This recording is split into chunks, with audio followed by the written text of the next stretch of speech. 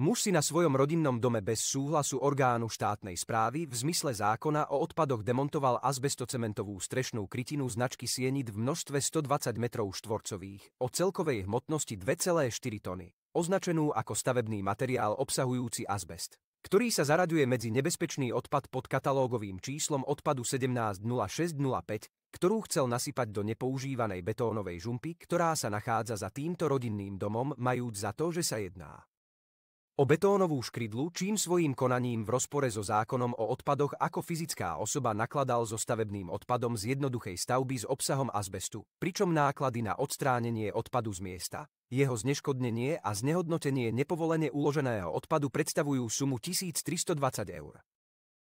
Z nedbanlivosti teda nakladal s odpadmi v malom rozsahu v rozpore so všeobecne záväznými predpismi.